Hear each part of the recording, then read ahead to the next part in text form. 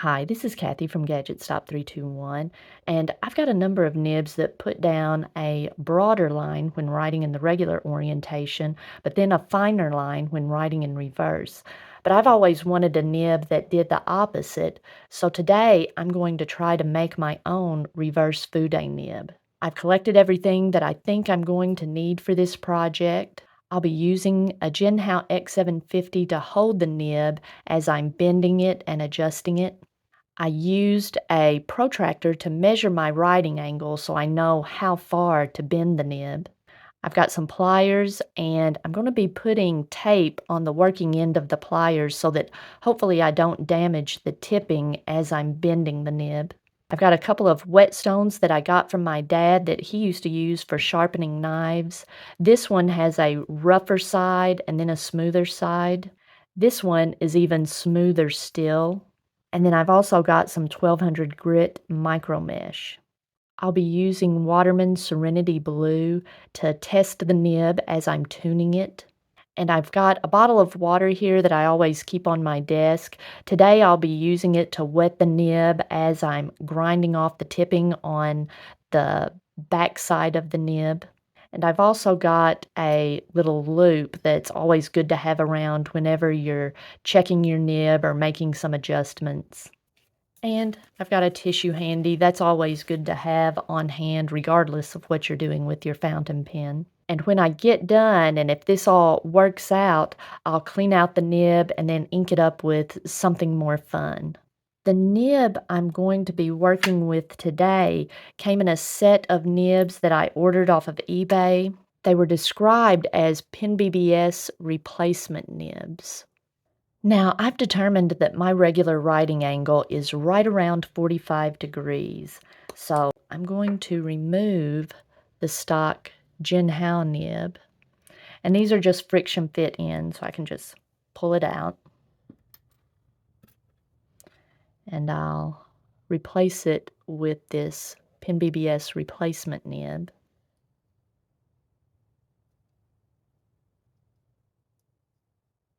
It's important to note how far the nib extends past the feed. Some Fude nibs are bent quite far up, really close to there where the feed ends.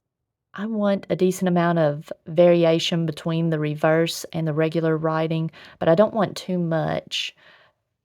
So I'm going to be bending it just behind the tipping. Okay, I'm fast forwarding into the future a little bit. I ended up having to do the majority of the work on this nib off of camera. I've tried to grind nibs on camera before and demonstrate what I was doing, and it's a pretty difficult process because it's so tedious. You have to make tiny little adjustments and test and tweak it just a little bit and test. So I think I've got it in a shape, a writing shape that I'm pretty satisfied with. One thing about this original nib, I went ahead, I should have written with this actual nib before I made any changes to it, but I didn't. So I got one of the other replacement nibs out and did a writing sample with it. I think it'll be pretty close to what this nib would have written like. I tested them all when I got them originally, and they all wrote pretty similarly. So the pen is a Jinhao X750. I didn't put the 0. That's a X750 with a Penbbs replacement nib. And I put a smiley face. It wrote pretty nice. But the reverse, it put down a nice uniform line, but it was just a little scratchy. And that's something that you can fix with smoothing. But then I took the nib and bent it with my pliers and then smoothed out the top of the nib. Let's see if you can see that tipping, where I ground that tipping away. But then the underneath side started writing more broad. Let me see. Let me show you my writing samples that I did as I was making my adjustments.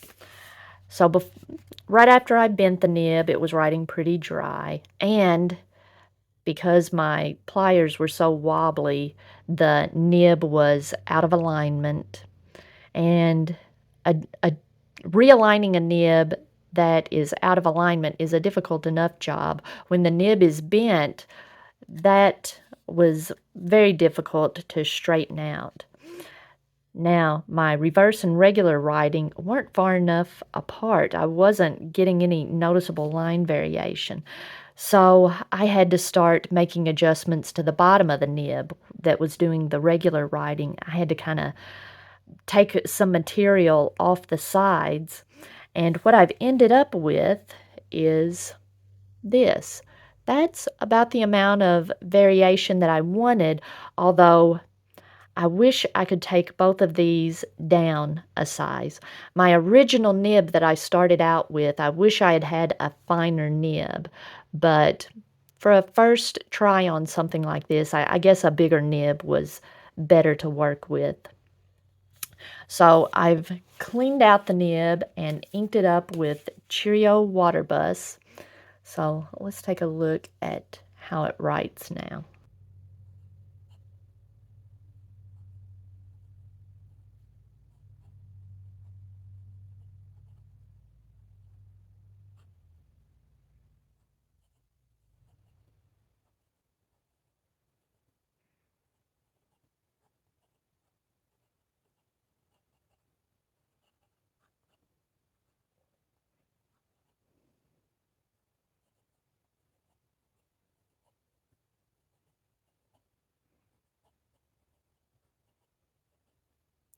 Now, the regular writing so far still has quite a bit of feedback. I I kind of like it on smoother paper. Now, I've written with it on some rougher paper, and it's not as pleasant, but on this paper, it's not bad. Not very wet. That can probably be adjusted later.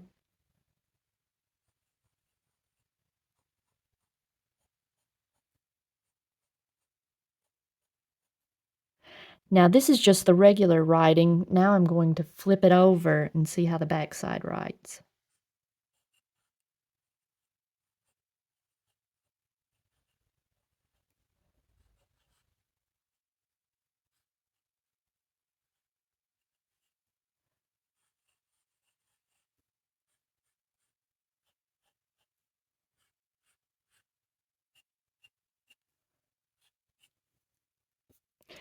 Now, because this particular ink has some pigment particles in it, in fact, it's oversaturated with pigment particles, it's writing a bit drier than what I was seeing with the Waterman Serenity Blue. So this may not be the best ink for this nib. I'll probably empty this out and try something a bit wetter. Maybe an Iroshizuku ink might be a nice option, but I'm pretty happy with how the writing experience has turned out, but the nib itself is pretty unattractive. After I finish this video, I'm not going to be able to let myself look at this under a loop because I'm bad about this. I will get a nib in the kind of shape that I like. I like the way it's writing, but the nib itself might look unattractive, and then I'm tempted to kind of even it out, make it more symmetrical, and then it doesn't write as good. See how you can kind of see the facets where I've taken material away and how lopsided it is. So it's not very attractive, but I've ended up with a writing experience like I wanted. So I don't know if I'll try anything like this again. Each time I do these little nib grinding experiments, it makes me appreciate actual nib grinders and what they do and the amazing pictures that I see on Instagram of the nibs that they fix that have been dropped and bent out of shape, and they're able to get them back to that look like a brand new nib.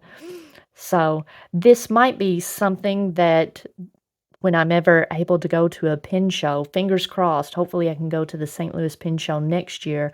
I might get something like a reverse architect grinds.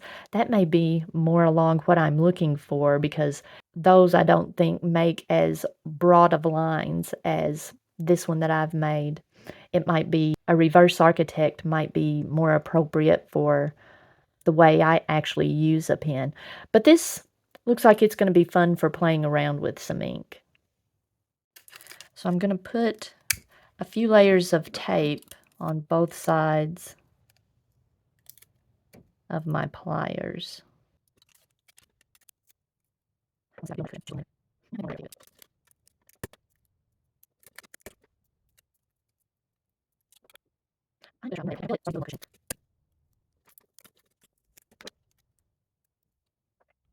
Okay, that feels a bit better. Now, for a regular Fude nib, they're generally bent up. I'm going to be bending this one down because I want the Fude part to be the reverse writing.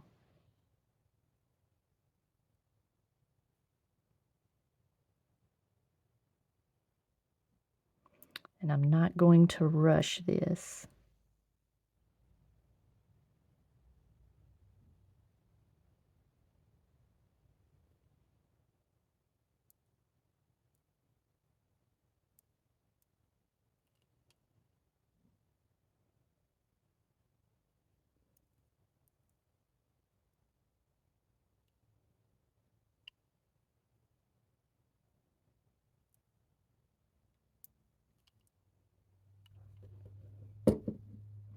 It's bent a little bit. I'm going to test it with my writing angle. That doesn't look like much of a bend, but it looks really nice with my writing angle. And I think once I've smoothed out that tipping, I'm going to test this without doing any smoothing on it and see how it writes.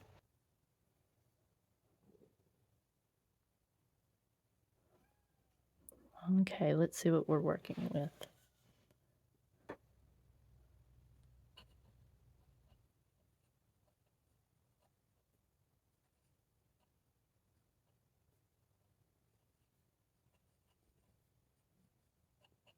It's a little scratchy going to the right. Okay. So that ran out of ink fairly quickly.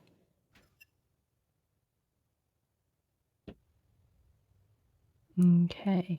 Now I can see the nib is out of alignment now. Okay, so it's needing to bend back this way a little bit.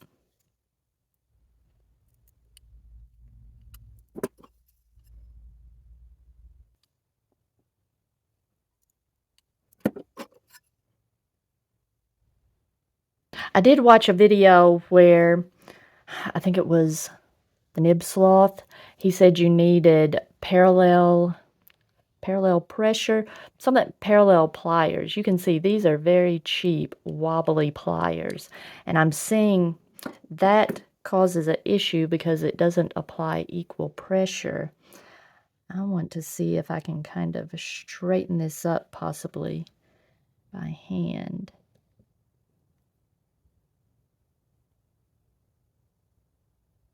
Let's see. I might need my needle nose pliers because I believe they apply more equal pressure and aren't as wobbly. But hold on, I may have got it straightened up a little bit. Let me test this one more time.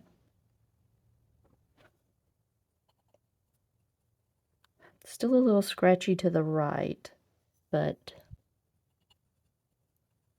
not as bad. It is writing a bit more broad. I want to see what the reverse is like before I do anything else.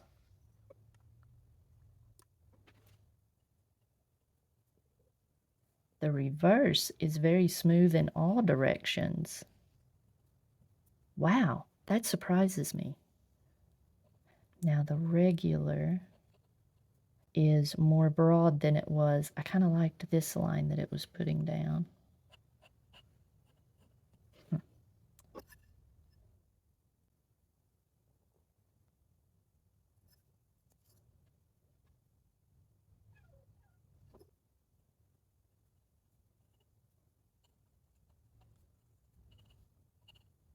Not as much line variation as I was hoping for.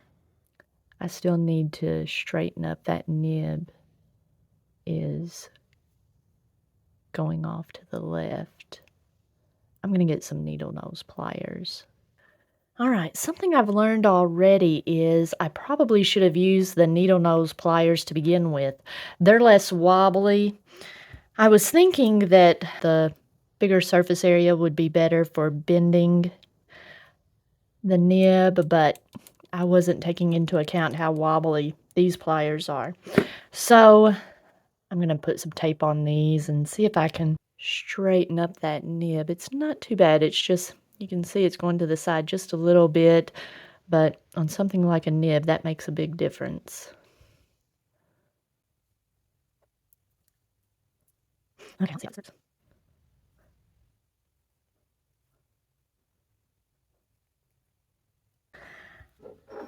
I think my best option is just applying pressure.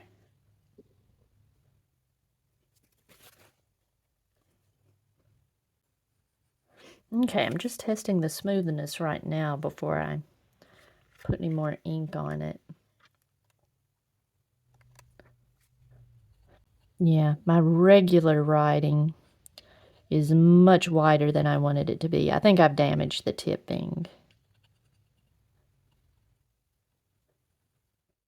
After I used the pliers to bend the nib to my desired angle and used a combination of my hands, the pliers, and a hard surface to realign the tines, I needed to start removing excess tipping material. And I started on the top of the nib, smoothing that out. And for that job, I used the rough side of this whetstone. I wet it with some water and then just used back and forth motions parallel to the nib slit. And I also used my loop to visually inspect every so often until I had a nice flat surface. Then I flipped it over to the smoother side, wet it, and did a few figure eights. Now, after doing that, I could feel some sharp edges, so I just used a few little strokes to smooth out those rough edges. And then I started doing some writing samples. I used the micro mesh to smooth it out a little bit. I tested it some more and it was too smooth at that point. So then I just used this smoother stone to make just a few little passes. I may have just done one at a time until I got just a little bit of feedback on the page, just a hint. And then I started working on the regular orientation, and I found that it was writing too wide at this point. It was almost as wide as the reverse Fude side. So I decided I had to take some material off the sides. And to do that, I turned it back over to the rough side again, and I just kind of went back and forth taking material off the sides. Now, I did it a few times and tested and visually inspected with the loop, and it hadn't taken much off. This very abrasive side, it still takes quite a bit of work to remove material, especially a larger tip like this one. Now, a finer, extra fine tip, it would take it off in no time. But this roughly medium-sized tip, once I saw that it was going to take a lot of work to take that material off, I would do 20 passes on each side and test it. Then, if it felt kind of lopsided or scratchy, I might do a different a different angle and take more off. And so I did a variety of angles, and I showed earlier that I don't have my loop here right now, but I have lots of kind of ugly facets. This nib is not symmetrical at all, but I did a lot of taking material away and testing, and if necessary, I used the loop. I went more by how the nib felt and how it wrote. And if I couldn't tell what was going on with the nib, I would use the loop to look at it under magnification and see what was going on. And then when I got the nib, here's where I decided, when I did this test, I had a nice broad line with the reverse side of the nib and a noticeably finer line with the regular orientation. I told myself, stop. Even though I looked at it under the loop and it's like, there's some stuff I feel like I need to straighten that up a little bit, but I know from experience. I'm not a professional. I don't know any actual nib grinding techniques. This has just been my own trial and error. I know that once I get it writing the way I want it, don't mess with it anymore, because you may make the nib prettier, but it may not write the way you want it to. When you start trying to make the nib prettier, it's going to alter the way it writes. And if it writes the way you want it to, leave it alone. But a couple of observations. The recommendation from the Nib Sloth on his video about making a Fude nib of using pliers, I think he said they were a type of jeweler's plier, parallel pressure pliers. That is very important. I thought that these pliers, since they have a wide area of contact here and it's nice and flat, I thought they would be my best option for this job, but these adjustable pliers are just too wiggly for something like that. So if I try this again, I will probably try it with my needle nose pliers, although the end of my needle nose pliers is not as flat of a contact surface as these pliers were, but at least my needle nose pliers are more solid, not as wiggly. I don't know. We will see. I got partway into this project and it's so frustrating because any little change you make in the nib can have a huge effect on how it writes. All right, if you found this video helpful, please give me a thumbs up, and if you'd like to see more videos like this, please subscribe to my channel.